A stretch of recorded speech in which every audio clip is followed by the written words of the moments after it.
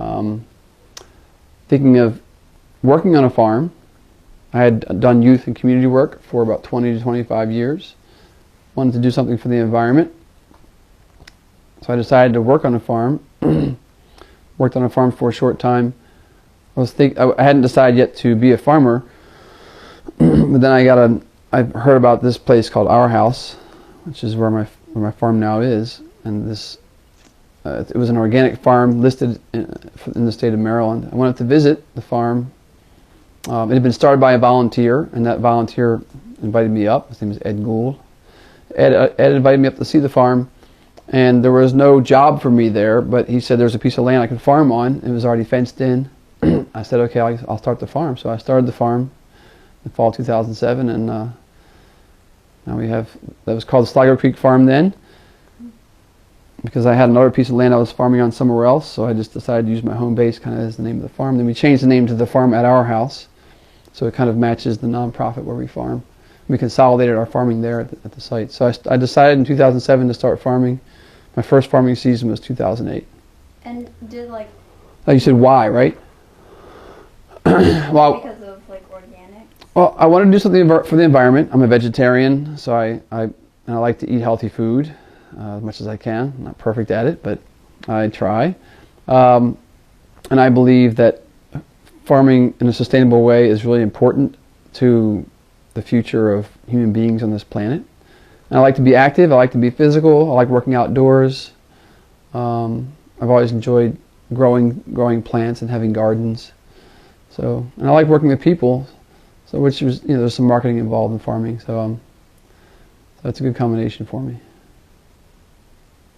You asked a question, Maddie? Oh. Okay, go ahead, Rachel. Yes. So, are non-organic foods necessarily unhealthy for you?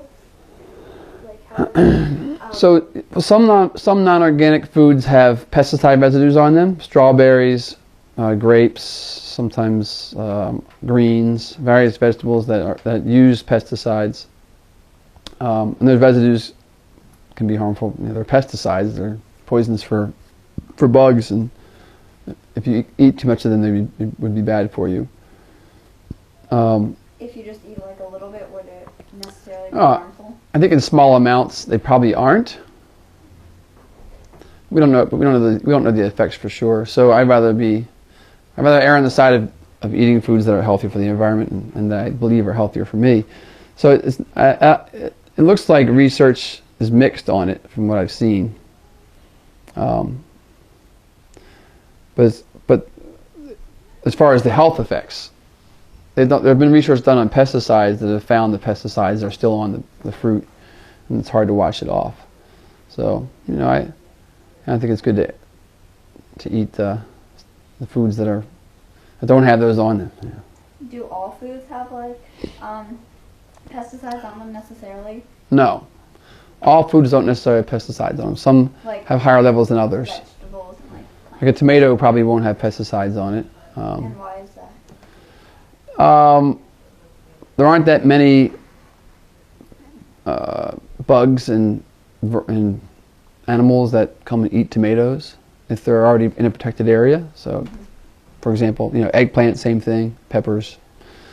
You don't have to use pesticides. A lot of those crops have herbicides used on them, but they might not spray the actual fruit of the plant. They may spray the ground around it. But sometimes herbicides? Herbicides are chemicals used to kill weeds. Oh. So the main three substances used in farming are herbicides, pesticides, and fertilizers. There is one other thing about organic farming is that there are rules about when you can apply manure to your field if it's not composted well. There's all different kinds of rules that ensure the food doesn't get contaminated by pathogens that could be dangerous to people. Around what time was okay? Yeah, good question. Okay. Around what time was organic farming introduced? Well, actually, organic farming is the kind of farming that human beings have been doing for tens of thousands of years. We didn't have chemically, industrial produced pesticides, fertilizers, and herbicides 10,000 years ago. So people learned natural ways to grow food. So conventional farming kind of came to be about 80 years ago, in the early to mid 20th century. There was a guy in Europe who discovered petroleum-based fertilizer, and there were a lot of chemicals developed during this kind of the Industrial Revolution and following on with that scientific revolution, you might say. So conventional, what's now called conventional farming, came to be within the last 100 years. And some folks realize that, well, maybe that's not the best way to do it because of the effects it has on the earth and possibly on people's health. So organic farming, there was actually a few key people back in the middle part of the last century who asked the question, well, is this the way we want to be going? And they started working on kind of taking the traditional methods and modernizing them using newer technologies and using some of the traditional methods. And that became known as organic farming and has developed into a whole kind of way of doing things. And why did they start with conventional farming if they already had this organic farming, which is Yeah. healthy and... So that's a good question. The chemicals that are used in industrial farming are much more effective in controlling herbicides and pesticides. As I mentioned, they are a little less costly. They cost less to use and produce.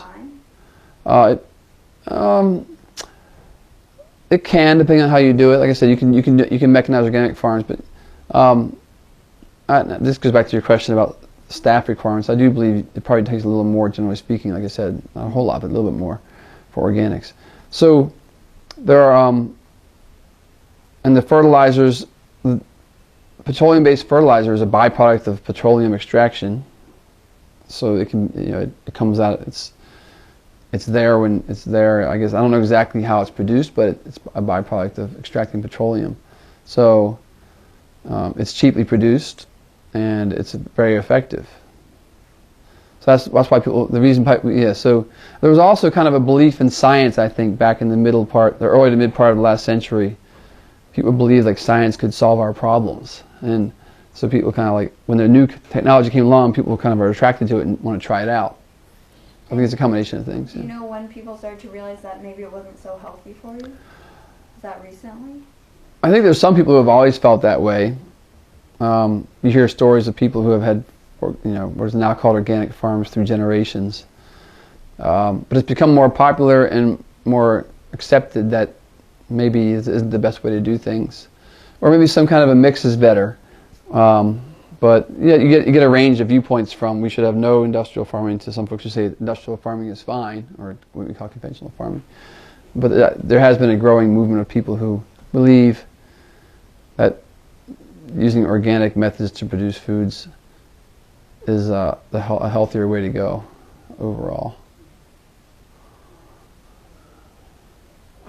About what percentage of farms are Which I believe organic? too. Okay. Yes. Like I said, I obviously, the reason I'm farming organic is because I believe it's better for the earth and healthier to eat too. My main reason is really for environmental reasons though. So in terms of, I would, it's a pretty small percentage of farms that are organic, probably 5% or so, maybe 10%. That is really tiny. Probably about 10% nationwide, I'm guessing.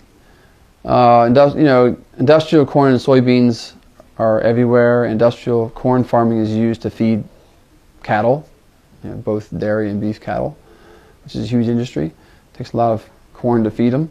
Most of the corn you see is actually feed corn, not sweet corn that we eat. So it takes a lot of that to do it. And the soybeans are used in many products, as we know, all kinds of products. So. And the main two kinds of farms, the main two kinds of industrial farms are soybeans and corn. Go ahead.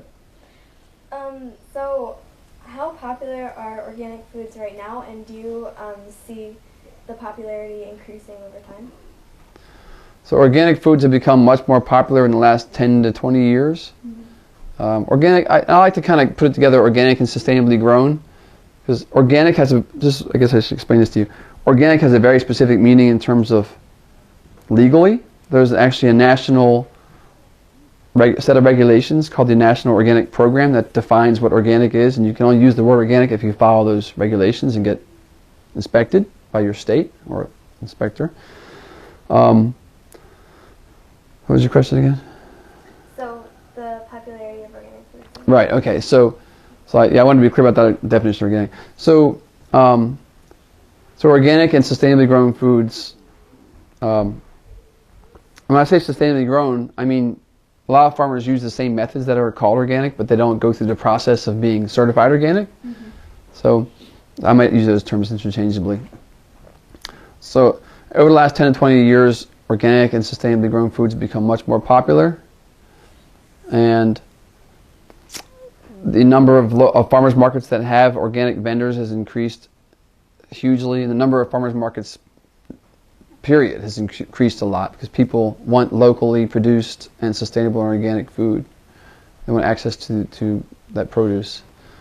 And with we didn't have big organic grocery stores like Whole Foods and Roots 10, 15, 20 years ago. So obviously they're becoming more popular.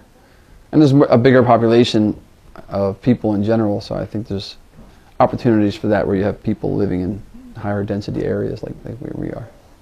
So, do you think... Oh, yes, that's the other thing. There have been some books, a lot of books in the last 5, 10, 15 years about organic foods that have kind of raised people's consciousness of organics. Yeah. So you go ahead. I was just going to ask how people are becoming more aware. Okay. So, you know how social movements are kind of funny things. Social trends just kind of happen as they happen. It's hard to really predict or know exactly why they happen.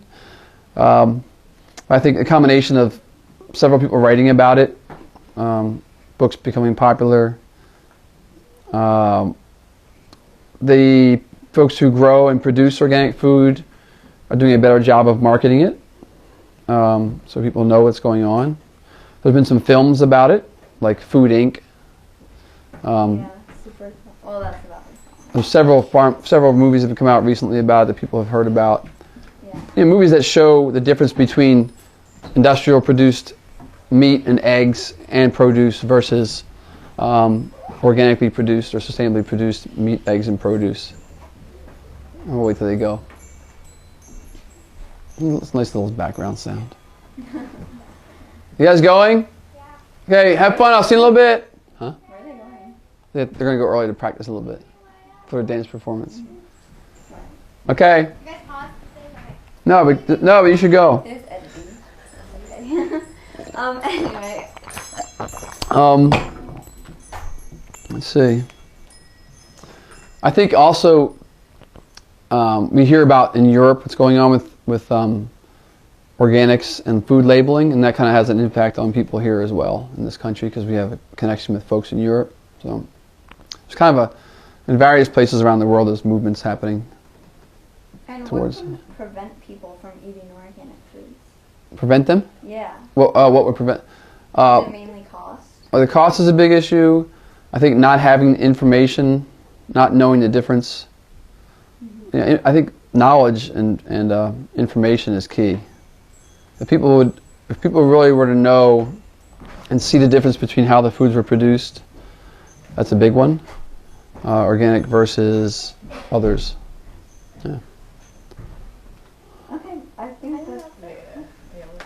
Let's see if there's anything else. I covered it pretty well.